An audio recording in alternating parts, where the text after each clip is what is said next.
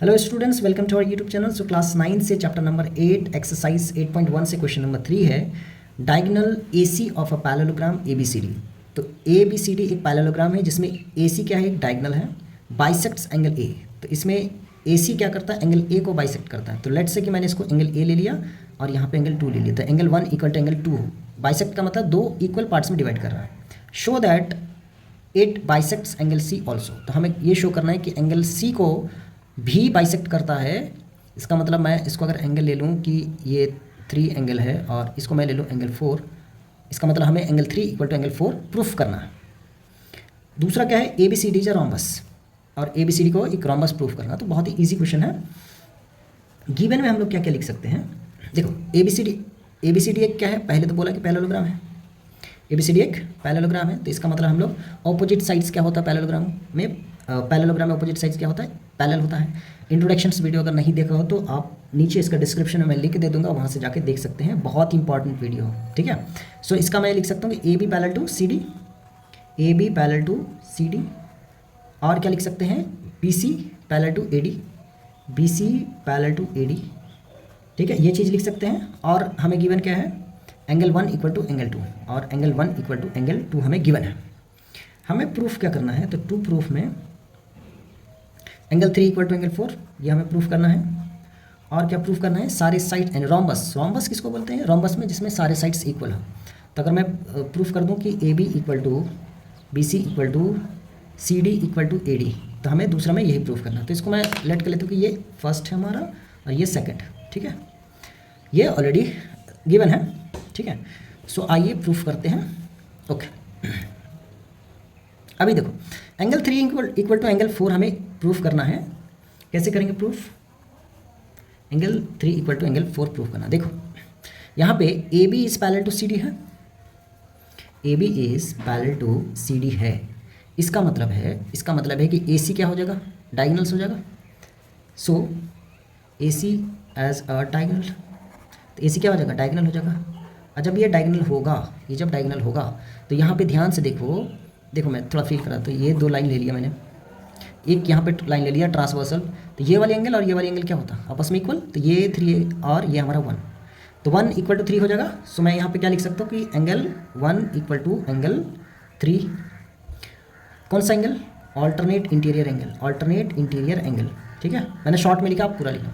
उसके बाद यहाँ पे देखना ये वाली एंगल और ये वाली एंगल आपस में क्या होगा, इक्वल। तो यहाँ पे 2 है, यहाँ पे 4 है, तो एंगल 2 इक्वल टू एंगल 4, ये भी क्या हो जाएगा, ऑल्टरनेट इंटीरियर एंगल। सो दोनों एंगल हमारा आपस में इक्वल है।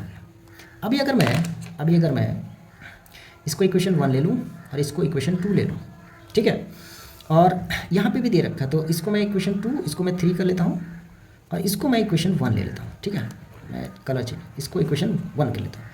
अभी आप अच्छे से अगर देखोगे इक्वेशन 1 2 3 से, तो हमें क्या मिल जाएगा, एंगल 3 इक्वल टू एंगल 4 मिल जाएगा। सो फ्रॉम इक्वेशन 1 2 एंड 3 से अगर हम चेक करेंगे, सो हमें क्या मिल जाएगा, angle 3 equal to angle 4, angle 3 equal to angle 4। So angle 3 equal to जब एंगल 4 मिल जाएगा, इसका मतलब हम लोग क्या लिख सकते हैं कि A C bisects angle C also, implies A C bisects angle C also, ठीक है। ये हमने कर दिया प्रूफ्ड। तो पहला पार्ट तो हमारा प्रूफ हो गया। अच्छा, इस तीनों इक्वेशन से और क्या क्या चीज़ें लिख सकते हैं, देखो यहाँ से एंगल 2 इक्वल टू एंगल 3 हो जाएगा क्या, angle 2 equal to angle 3, check करो। तो एंगल अगर मैं फ्रॉम इक्वेशन यहाँ से तीनों से और चीज़ें मैं देखूँ, तो यहाँ से मैं क्या लिख सकता हूँ, एक और चीज़, एंगल 2 इक्वल टू एंगल 3 भी हमारा हो जाएगा, और एंगल 1 इक्वल टू एंगल 4 भी हो जाएगा, एंगल 1 इक्वल टू एंगल 4 भी हो जाएगा, एंगल 1 इक्वल टू एंगल 4 भी हमें मिल जाएगा, ठीक है। सो ये चीज़ें भी हमें मिल जाएगा यहाँ से, ओके। अब देखो, अब हमें क्या प्रूफ करना है, सारे साइड्स क्या है, इक्वल प्रूफ करना है। सुनाओ ना, अब क्या लिख सकते हैं कि angle as angle 2 equal to angle 3, ठीक है। अभी हमने यहाँ से लिया है, तो एंगल 2 इक्वल टू एंगल 3 है, तो देखो कि इसके ऑपोजिट वाले साइड्स क्या आपस में इक्वल होगा। प्रॉपर्टीज है, sides opposite to equal angles are equal. So मैं एंगल 2 इक्वल टू एंगल 3 अगर इक्वल है, so A D equal to क्या हो जाएगा, सी डी, क्या हो जाएगा, A D equal to C D, reason में क्या लिखना है, साइड्स इक्वल, ये रीजन इसका है। अभी और देखो कि एंगल 1 इक्वल टू एंगल 4 भी हो जाएगा, क्यों, एंगल 1 इक्वल टू एंगल 4 है यहाँ से, तो ये वाली साइड्स इस वाली साइड्स के इक्वल हो जाएगा, ये वाली साइड्स इस वाली साइड्स के इक्वल हो जाएगा। सो मैं यहाँ पे लिख सकता हूँ A B equal to B C, same reason, sides opposite to equal, angles are equal. अभी मैं क्या करता हूँ कि इस दोनों को इक्वेशन ले लेता हूँ फिर से, 3 तक लिया था हमने, 4 ले लिया यहाँ से, यहाँ पे मैं इसको इक्वेशन 5 ले लेता हूँ, सॉरी इसको लेना है ये वाली, और इसको मैं इक्वेशन 5 ले लेता हूँ। सो यहाँ से देखोगे कि A D equal to C D है और A B equal to B C है।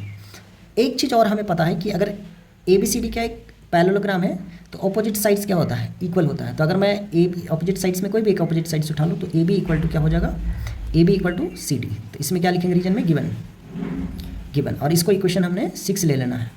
तो फ्रॉम 4, 5, 6 तीनों इक्वेशन से मैं क्या लिख सकता हूँ कि A B equal to B C equal to C D equal to A D, ठीक है। सो फ्रॉम इक्वेशन मैं इधर लिख लेता हूँ, इसको आप इधर लेकर आ जाना, फ्रॉम इक्वेशन 4, 5, 6 कि A B equal to B C equal to C D equal to A D, और यही हमें प्रूफ करना था कि एक रोम्बस होगा। So implies A B C D क्या हो जाएगा, rhombus. So A B C D is a rhombus, क्यों, क्योंकि सारे साइड्स इक्वल है, सारे साइड्स इक्वल है, ये हो गया प्रूफ्ड।